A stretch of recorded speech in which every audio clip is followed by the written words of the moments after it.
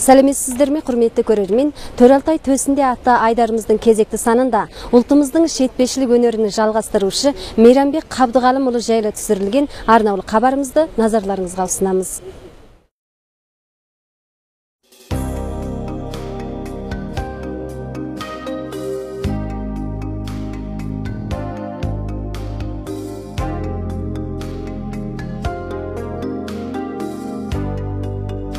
Ұлан қайыр алқапты атақоныс мекені еткен халқымыз сан ғасырдан бері ұлы табиғатпен етене жасасып, тіршілік әмәлияты арқылы өзіне тән дара мәдениет, салт сана және сан-салалы шаруашылық үрдістер қалыптастырған.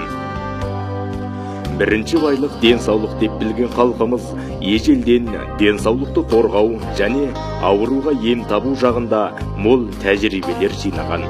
Сондай-ақ сол тәжірибелерін ұрпақтан ұрпаққа жалғап, кәдеге жаратып отырған. Бүгінде қазақ емшілігі мен дәрігерлігіне бұйдагер болып, осынау игілікті істің суыртпағын үзбей, ата мұрамызды халық кәдесіне жаратып келе жатқандардың бірі Мейрамбек Қабдығалымұлы еді.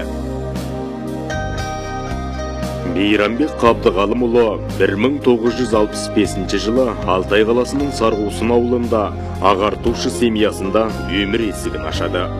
Кішкентайынан шипагер болуды арман еткен ол 1983 жылдан 1986 жылға дейін Алтай аймақтық медицина мектебінде шипагерліктен тұңғыш сауатын ашады. Емшілік ғылымының тереңіне үңілген ол 1998 жылы бір жылдық уақытпен Күйтұндағы медициналық білім асыру орталығынан кәсіптік сауатын бекемдей түседі. 1986 жылы ұйымның ұйғаруымен Алтай қаласының Алағақ ауылдық емханасына орналасып, өзінің армандаған дәрігерлік кәсібін бастайды. Ұлттық шипагерлігіміздің шетпешілік өнері бөгенайы бөлек, шоқтығы биік, ғылымилығы күшті емдеу әдістерінің бірі. Осы киелі өнер асыл қазынамызды бүгінге жалғастырып, көзінің қарашығындай қорғап жүргендердің бірі әне сол Мейрамбек Қабдығалымұлы болатын. Келдіңіздер ме? Иә, мен шайын.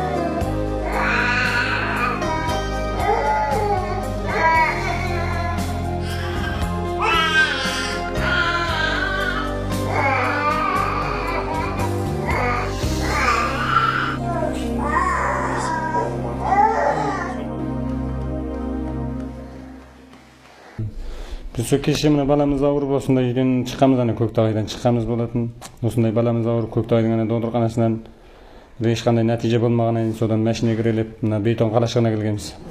Бетон қалашығына келген кезде бұл жерден де бір ондай келгеннен баламыз бір тыныстап демалып әгіндей неме тынмағаннан кейін шырқырап жылай бергеннен кейін арт жақтағы көрші қолаңдарымыз осындай телефонға қойып бетонның ана Алағақ ауылдығында Мейрамбек деген бір доктор бар. Сол кісі ерекше деп сөйткеннен кейін, бұл кісінің аты жөнін естігеннен кейін, бұл кісінің танысқысын іздеп тауып кеше соны бетон отырғансында жатып. Соны таңертең осы кісіге телефон соғып, соны бөгсіз болды, мен шығайын. Деді, әмелиетте бүгін сенбі жексенбі ғой, докторлар қызметкерлер демонстрация өтін, соны бір кісі болды, шығайын мен енді. Өрендер үшін дегісін, содан кейін біз жаңа сол анаға бетон қаласынан осы жерге тағы машина майлап келдік, келгеннен кейін мына кісімді. Келесі арасымен баламызды көрді, баламызды көргеннен кейін сол шетпе екен, дереу шетпесін үзді. Шетпесін үзгеннен кейін баламыз жадырап, ұйықтап неменете берді. Сол баламыздың енді келіп осындай бір жақсы болып жадырап әшейін ұйықтаған көргенде өзімізде қатты қуанышта болып отырмыз қазір енді. Мейрамбек шетпешілікпен айналысқан 20 жылдан бері 6000-ға тарта бөбектің жанына араша болды. бөбегінің шырылы жанына аяздай батып, шипа іздеп сан жерге сабылып, шабынды болған атана, атағы алыс жуыққа мәлім Мейрамбектің алдына жұбана келіп, қуана қайтып жататында. Мейрамбектің ғылыми негізі күшті, ізденіс күшті, тәжірибелі мол, тәжірибесі мол. Сонда қазақта бір сөз пышақпен кескендей деген сөз четпен екен деп ойлаймын. Өйткені бақырып тынышсыз келген бала четкеннен кейін 3-4 минут деген бала ұйықтайды. Әйтеуір ғажаппын бұған. Сонда қазақтың әлі пышақпен кескендей деп осы четпен айттым екен деп ойлаймын.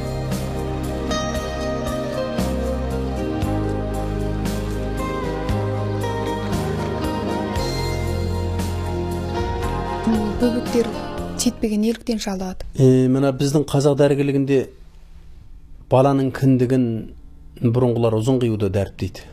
Енді мына кейбір ұлттарда баланың кіндігін тізесімен өлшеп қиятын әдеттер де бар.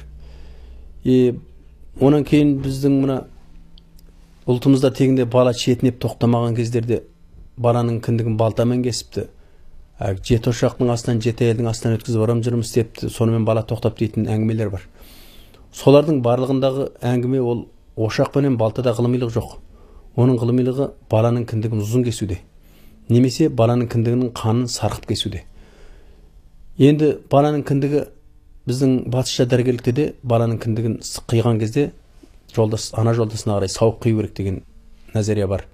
Бірақ онда саумай қиса не болатыны айтылмаған. Ал біздің қазақ дәрігерлігінде бала кіндігінің ішіндегі қан сауылмаса, жел сауылмаса, қан жетпе және жел жетпе осыдан пайда болады деп қарайды. Сондықтан баланың жетпесінің пайда болу негізінен кіндік қанының толық сарқылмауынан пайда болады деп айтуға болады. Біздің бөлімімізше жетпешілік әрбіреулердің қолынан келе беретін жұмыс емес. Сіз осы бір қазағымыздың қара емнің қырымен сырына жатыла жүріп, талай бөбектің жанына арашашы болыпсыз. Ендіше сіз осы жетпешілік жайында ізденіс жасауларыңызға нелер мұрындық болып еді? Енді кейін біз үйлендік, бір балалы болдық. Осы барыста менің сол алғашқы балам 1990 жылы іші өтіп осындай ауырды. Бұл ауыру барысында біз енді батысша дәрігерлік менен Жүңгіше дәрігерліктегі бар дәрігерлерді қолымызда барды істеттік. Әрі аймақта оқығанға да балалар бөліміне жатқызып жарымайды деп ауратқанда ешқандай өнім бермеді. Енді осы кезде біз бұрын естіп жүретінбіз, мына Алтай қаласының Қызылтас ауылында Мелетхан деген бір ақсақал болған. Бұл кісі осындай четпе қияды. Көптеген аймақта оқығандағы іші өткен, қызуы түспеген балаларды осы кісіге апарып четпесін қидырып, осыдан жазылып жүргендерін еститінбіз. Әрі өзімнің ағамның бір баласы да осындай четпе болып, осы кісіден сақайған болатын. Сонымен әбден діңкеміз құрып, дәрекілден өнім болмаған кезде осы кісіге мен өз баламды апардым. Ол кісіге әрі мен өзімнің доғдыр екендігімді, бұл четпешілікке онша сенбейтіндігімізді айта келіп, сіздің енді осы четпені қалай қиятындығыңыз, қалай үйренгендігіңіз дегендерді сұраған кезде, бұл кісі 1944 жылы ел мына Өралтай құрыққан заманда өзінің әкесінің сол бір өткендегі бір доғдырлардың үйренгендігін, кейін өзінің әкесінен үйреніп, осы өнерді жалпыластырғандығын бізге баян ете отырып, менің баламның четпесін қиып берді. Әрі четпе дегеннің қалай пайда болатындығын, немесе оның тамырларының әдеттегі тамырға ұқсамайтындығын барлығын түсіндіре келіп, осы баламыздың четпесін қиып бергеннен кейін жарым айдан артық әуре сарсаң болған жаңағы баламыздың іші өтіп тоқтамаған жағдай күрт сол қиылғаннан кейін жазылды. Соныменен бұл четпенің өте ғылымилығына сол барыста өзімнің баламның четпесін қиғаннан кейін мойындадым. Әрі сол кісінің үйреткені бойынша кейін клиникада осындай іші өткен, қызу асқан балаларға біртіндеп істей бастадым. Қажыр қайратымен, ақыл парасатын қоғамдық қызметпен халыққа арнаған адам қай жерде де жұлдызы жарық, мерейі үстем болатыны шындық. Қызмет қажеті бойынша 1996 жылы емхана жауаптысы міндетін үстіне алған Мейрамбек 2004 жылы Алтай қалалық халық үкіметі жағынан ылғары жеке, 2003 жылы Сарыстан сақтанудағы үздік партия мүшесі, 2007 жылы Алағақ ауылдық халық үкіметі жағынан ылғары қызметкер. 2007 жылы денсаулық сақтау мекемесі жағынан денсаулық сақтаудағы үздік басшы болып марапатталса, 2008 жылы ауыл қалашық денсаулық сақтау саласындағы үздік басшы болып сыйланды. Мейрамбек Жолдас 1986 жылдан бастап біздің ауылдық дәрігерлік дәрігерлік қызмет істеп келген. Бұл барыста да қызметте чөгіл, қызмет түзім тәртібіне саналы бойсынып, халықтың қалауынан шыққан дәрігер болып істеп келген болатын. 1986 жыл 9 айдан бастап осы ауылдық дәрігерлік басшылық міндетін үстіне алған. Енді осыдан бері қарай да бір жағынан басшылық қызметін ұқыптылықпен істеп, ұйымдастыру жағындағы өзінің ерекшелігі сәулелендірумен бірге ауру көру, әсіресе мына буын салу, сынық таңу сияқты. Оның кейін бастысы мына четпе балалардың. Осыны өздігінен ізденіп, бұдан материал жиып, ішкі бостан тәжірибе қорытып, көп адамдардың ықылас алғысын алып береді. Әсіресе балалардың четпесін сонау тіпті Іле-Құлжа, Қарамай деген сияқты жерлерден келіп, Үрімжіден келіп осындай четпесін қиғызып, разы болып қайтып жатқан науқастар күні бүгінге шейін аяғы үзілген жоқ. Енді бұл Жолдас басшылық қызметін ақсатпай бұнымен бірге Додырқараның әр сала қызметіне жетекшілік істеу барысында өзінің кәсіптік қабілетіне сүйеніп, тек мен мына басшылық қызметінен атқарам деп қалмастан, мына буын шығу, сүйек таңу деген сияқты мына қазақшылық емшілігін бір жағынан ізденіп, өздігінен. Бұдан бір материалда жазып шықты, осы мына четпе туралы. Бұл қазір өзі баспадан шығып, қалың мына кәсіпкерлерімен, оқырмандармен бет көрісіп отыр. Біз енді бұл Жолдастың бұдан кейінде өзінің кәсіптік қабілетін онан ары жоғарылатып, халықтың қалауынан шығуына зор үміт артамыз. Мейрамбек өз міндетін ада етумен бірге үйренуін еш уақытта қайырып қойған жоқ. Оның ғылыми мақалалары әр мезгіл түрлі басылымдарда үзбей жарияланып отырды. Айталық, оның дәрігерлік білім журналында жарияланған «Шетпе жайлы» атты мақаласы мен Шинжаң халық баспасынан басылым көрген «Шетпешілік және қаналы емдеу жолдары» атты кітабы қазақ шипагерлігіне қатысты бір қыдыру кітапшалардың қатарына кіргізілді. Мейрамбек ағамыздың ажалға арашашы жаралға медет болған, Жапалыда даңқты қызметін алаңсыз жүргізуіне жұбайы болған сіз көп көмек көрсеткен шығарсыз. Бұл енді оққаны доғырлы кәсіп, науқастарды көру үшін күн кетеді, түн кетеді, және 2 күннің бірінде жиын болып жатады, бармаса болмайды.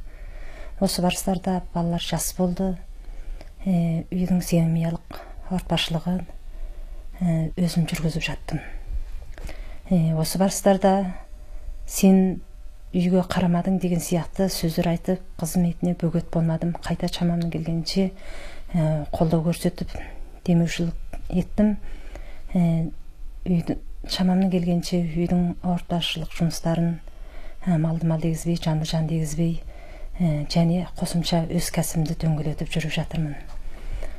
Осыдан былайғы күндерде де осы қалыпты қызметін жақсы істеу үшін шамамның келгенше қолдаушылық көрсетіп, алға басуына демеушілік етемін.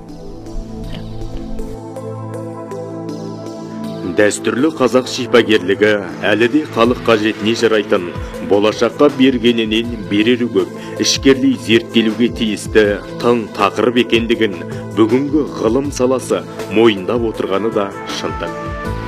Осыған орай арнаулы өрган құрып, ұлттық емшілігіміздің арғы бергісін, шипалық өнімін, даму жолдарын, өзіндік ерекшелігін осы заманғы медицина ғылымының тарасына салып, тексеріп, зерттеп, оның абзал жақтарын онан ары дамытып, ұлтымыздың қажетіне жаратып, халық қазынасын байыта түсетін Мейрамбектей азаматтарымыздың қатары көбейе берсе екен деген тілектеміз. Төрелтай төсінде атты айдарымыздың кезекті саны осы арада аяқталды. Көңіл қойып көргендеріңізге рахмет, сау болыңыздар.